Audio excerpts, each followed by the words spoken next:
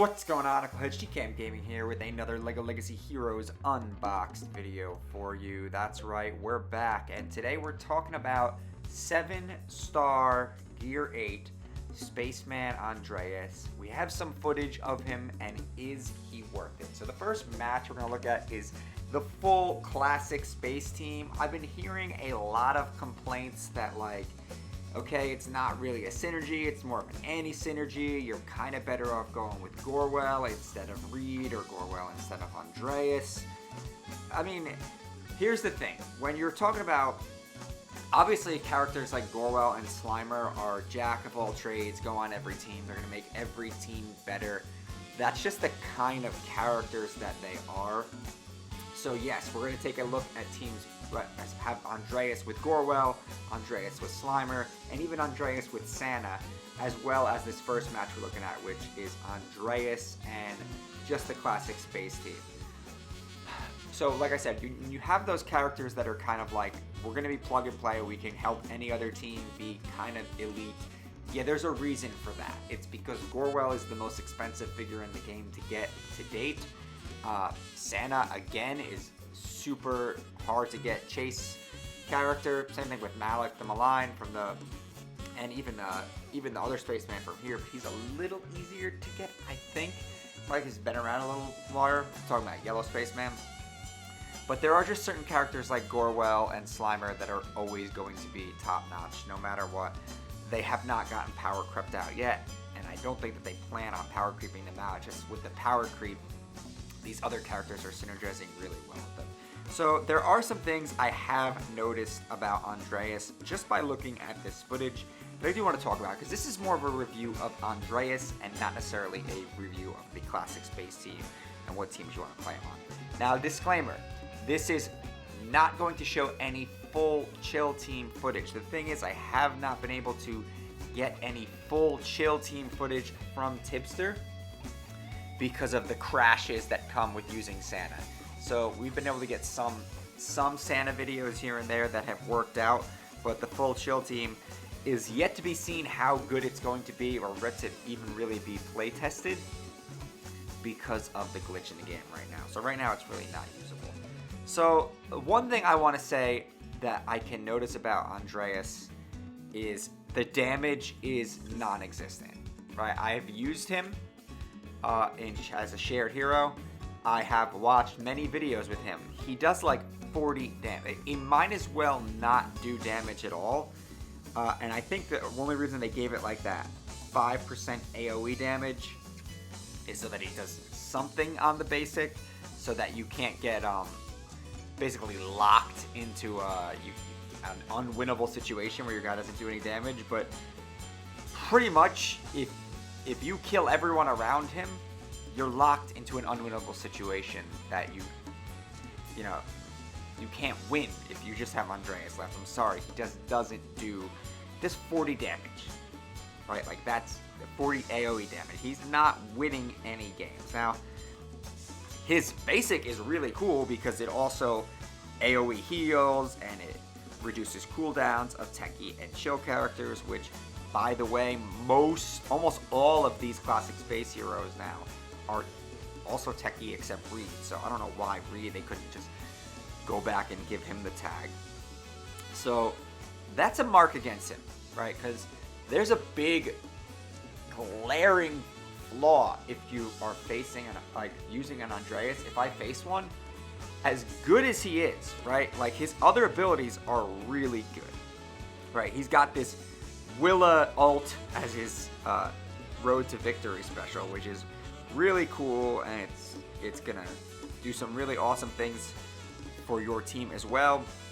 Plus, he has the way that he can inflict fear and a bunch of other debuffs, including bricked, buff immunity, and even clumsy on people. He's a really great support unit that does a lot of really great things. But his big weakness is I can kind of just ignore him, right? He's doing some awesome things, and he's going to do some really annoying things, but there are ways around that, like disarm, for instance, or stun. Like, disarms and stuns are pretty commonplace with a lot of characters right now.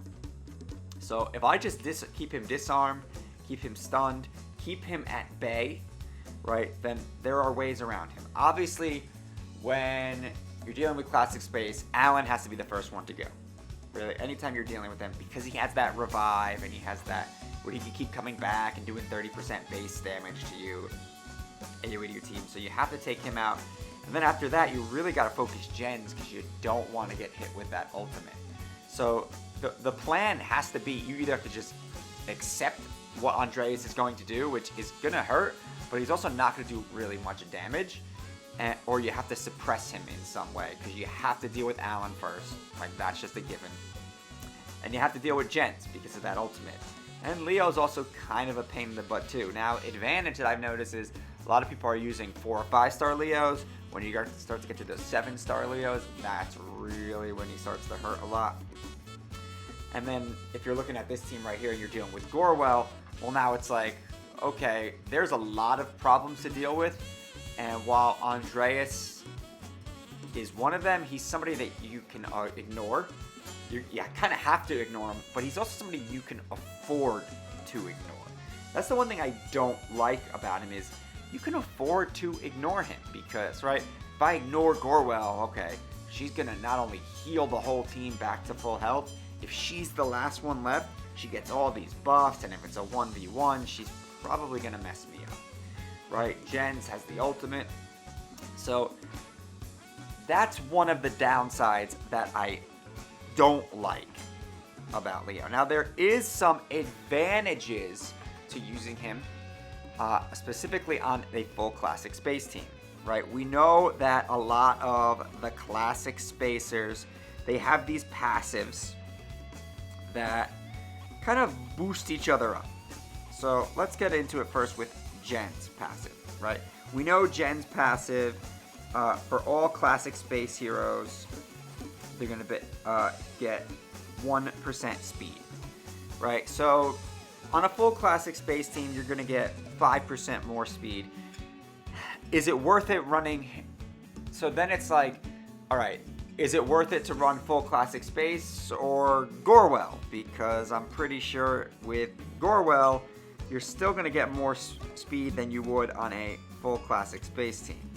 So then it becomes a matter of, well, do I run Reed or Andreas?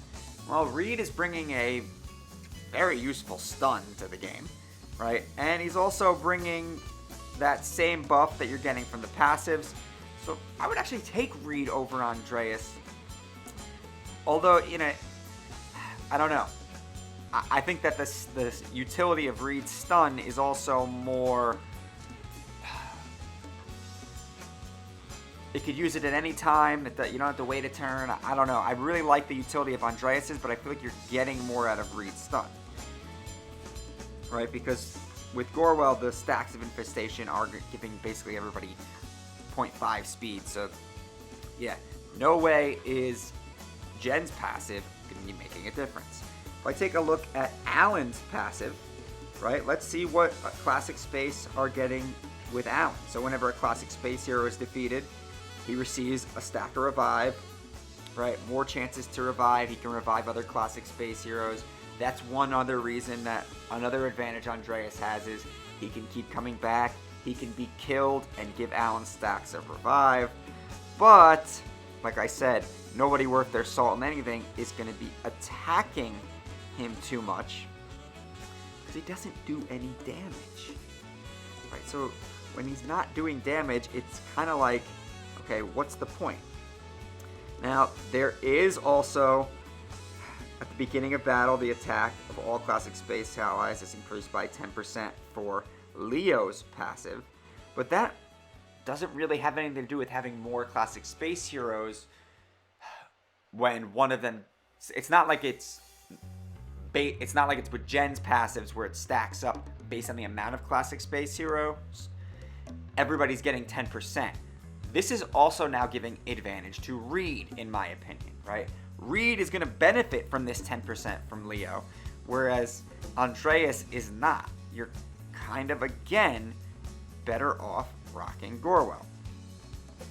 Andreas does bring some stuff to the table, right, by giving all Explorer heroes their defense increased by 10%, and their grit and 35% critical avoidance, though. So he is buffing other heroes by being there. Not just classic space, right? He's also buffing explorer heroes, which are space heroes. So that could be a point to read over Andreas over Reed.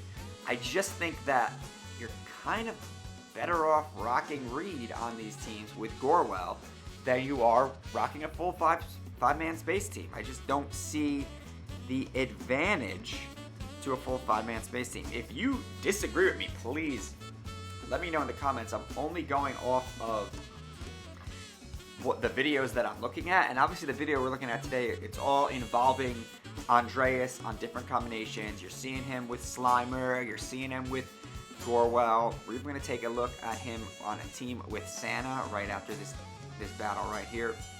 Full classic space team with Santa, but I just don't see the advantage to really using Reed at all, right? So he looked really cool when I first reviewed the character, but as I've really seen him in action, the fact of the matter is he doesn't do damage, right? And that is, I appreciate that they tried something creative, and they created a support character that really does a great job of supporting.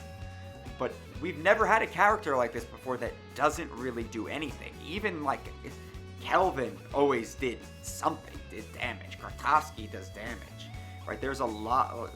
Locust does damage. The tanks, even looking at like Winston, who's considered one of the more useless characters in the game by many, he does damage, right? He also adds more, damage if you're running on a full Ghostbusters team.